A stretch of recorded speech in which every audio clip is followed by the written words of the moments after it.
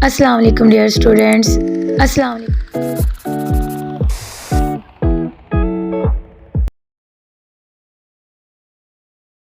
अस्सलाम वालेकुम dear students. आज की इस वीडियो में हम लोग स्टार्ट करेंगे chapter number 9 which is transport. तो चलिए जी शुरू करते हैं। What is transport? ट्रांसपोर्ट को उर्दू में आमदोरफ्त भी कहते हैं, नकलो हमल, नकलो हरकत, मूवमेंट भी कहते हैं। किसी चीज़ को एक जगह से दूसरी जगह लेकर जाना कहलाता है ट्रांसपोर्ट। अब क्वेश्चन ये है कि ट्रांसपोर्ट इम्पोर्टेंट क्यों है और ये लिविंग ऑर्गेनिजम्स में कैसे होती है। एज यू नो, आप लोग पढ़ चुके हैं पहले से ही कि जो जानदारों का जिस्म है वो एक कॉम्प्लेक्स स्ट्रक्चर है जो कि आर्गन सिस्टम्स, आर्गन्स, टिश्यूज और सेल से मिलकर बना हुआ है। Cell is the basic structural functional unit of life. Cell को जिंदगी की बुनियादी इकाई कहा जाता है। Cells are the primary sites for metabolic processes. Cells वो बुनियादी चीज़ें हैं जहाँ के मेटाबॉलिक प्रोसेसेस टेक्स प्लेस होते हैं। मेटाबॉलिक प्रोसेसेस कौन से होते हैं? चैप्टर नंबर 6 इंजाइम वाले में हम लोगों ने पढ़ा था। दो तरह के प्रोसेसेस होते हैं, एनाबॉलिक प्रोसेसेस और कैटाबॉलिक प्रोसेसेस। इन दोनों प्रोसेसेस को मिला के बनता है मेटाबॉलिक प्रोसेसेस।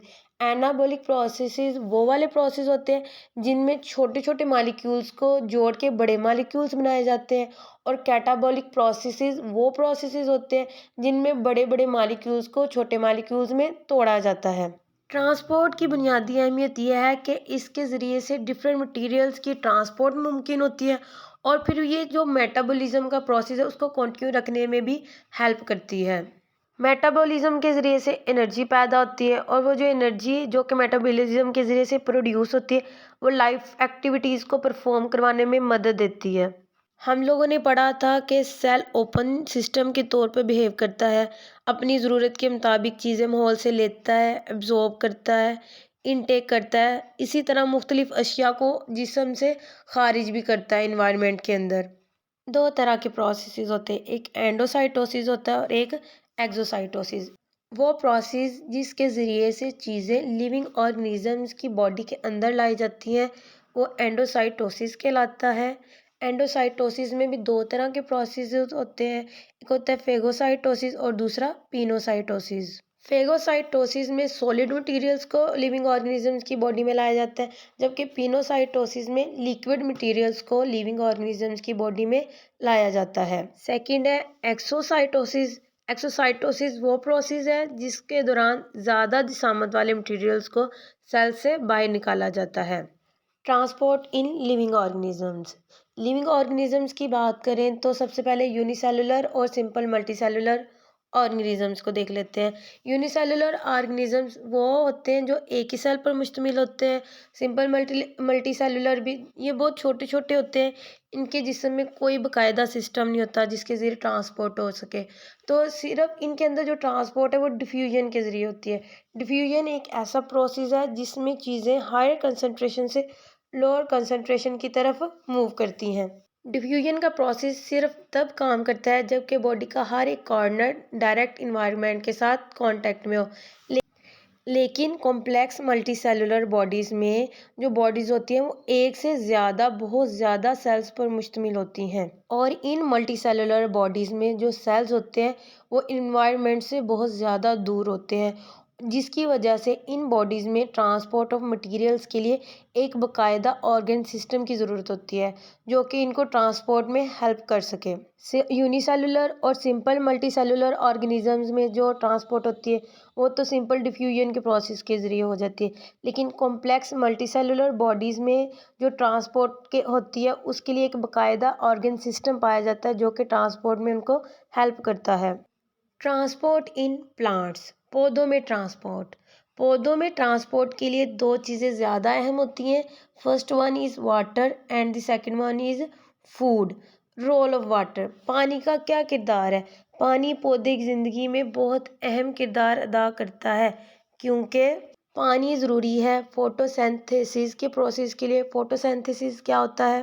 पौधे कार्बन डाइऑक्साइड और वाटर से सूरज की रोशनी की मौजूदगी में खुराक यानी कि ग्लूकोज तैयार करते हैं, जिसे कहते हैं फोटोसिंथेसिस। पानी पौधे के सेल्स को ऐसा इन्वायरमेंट फ्राहम करता है जिसे कि इक्वेटिक इन्वायरमेंट कहते हैं। जो इक्वेटिक इन्वायरमेंट है ये बुनियादी ज़रूरत है मेटाबॉलिज्म के प्रोसेस के लिए। मेटाबॉलिक प्रोसेस होता ही इक्वेटिक इन्वायरमेंट में है। मेटाबॉलिक प्रोसेस के ज़रिए पौधे एनर्जी हासिल करते हैं। पानी की वजह से पौधे टर्गर प्रेशर हासिल करते हैं और टर्गर प्रेशर की वजह से उनके अंदर टर्जिडिटी आती है। पौधे के पत्ते टर्जिट होते हैं, उनके अंदर विल्टिंग यानी कि मुरझाने का प्रोसेस नहीं होता। पौधे के जिस्म में पानी का तीसरा अहम किरदार regulation of temperature within the cell. पौधे के अंदर पानी की वजह से थर्मो रेगुलेशन पैदा होती है। जब टेम्परेचर ज़्यादा इंक्रीज़ कर जाता है तो पौधे के अंदर इवेपोरेशन होती है। जो पौधे के अंदर इवेपोरेशन का अमल है उसे ट्रांसपायरेशन कहा जाता है, जो कि हम लोग नेक्स्ट डिटेल में डिस्कस भी करेंगे। ट्रांसपायरेशन के प्रोसेस के ज़रिए से पौधे का टेम्परेचर जो होता है वो नॉर्मल हो जाता है। एब्जॉर्प्शन ऑफ वाटर, पानी का जज़ब करना। ज़मीनी पौधे पानी और मिनरल्स जड़ों के ज़रिए से मिट्टी से हासिल करते हैं। रूट के एपिडर्मल सेल्स की कुछ एक्सटेंशंस होती हैं जिन्हें कहा जाता है रूट हेयर्स। जड़ों के बाल, जड़ों के बाल होते हैं जिन्हें रूट हेयर्स कहते हैं। उनके ज़रिए से पानी जड़ों में आता है, फिर जड़ों से तने और पत्ते तक जाता है, यानी कि उसके एरियल पार्ट्स तक जाता है। पौधे प्रोड्यूसर्स होते हैं, ये अपनी खुराक खुद तैयार कर सकते हैं क्योंकि उनके अंदर फोटोसिंथेसिस का प्रोसेस होता है। फोटोसिंथेसिस के प्रोसेस के ज़रिए खुराक तैयार की जाती है पत्तों में। खुराक पत्ते में तैयार होने के बाद पौधे को जहाँ ज़रूरत होती है वहाँ उसको ट्रांसपोर्ट कर दिया जाता है। Transport of water and food, पौधे में वाटर और फूड की ट्रांसपोर्ट के लिए कुछ टिश्यूज़ मौजूद होते हैं जिन्हें के वस्कुलर टिश्यूज़ कहा जाता है। वस्कुलर टिश्यूज़ की एग्जांपल्स हैं xylem and phloem. Vascular tissues तमाम प्लांट्स में पाए जाते हैं सिवाय मॉसेस और लिवरवर्ट्स के। Xylem is responsible for the transport of water in the plant. Xylem ऐसे टिश्यूज़ हैं जो कि पौधे के अंदर वाटर की ट्रांसपोर्ट के लिए रिस्पॉन्सिबल होते हैं। जो वाटर की ट्रांसपोर्ट है वो पौधे के अंदर यूनिडायरेक्शनल यानी कि नीचे से ऊपर की तरफ एक ही डायरेक्शन में होती है। लेकिन अगर हम फ्लोएम की बात करें, phloem is responsible for the transport of food in plants. लेकिन जो फ्लोएम है वो खुराक की तरसील का ज़िम्मेदार है पौधे के अंदर।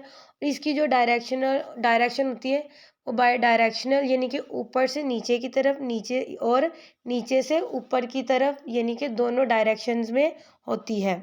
ये था आज का लेक्चर। आई होप आप लोग को सब कुछ समझ आया होगा। लेकिन फिर भी कुछ नहीं समझ आया तो आप मेरे से कमेंट बॉक्स में पूछ सकते हैं। नेक्स्ट इंशाल्लाह हम लोग मिलेंगे नए टॉपिक के साथ। तब तक के लिए अल्लाह हाफिज़ and thanks for watching my video.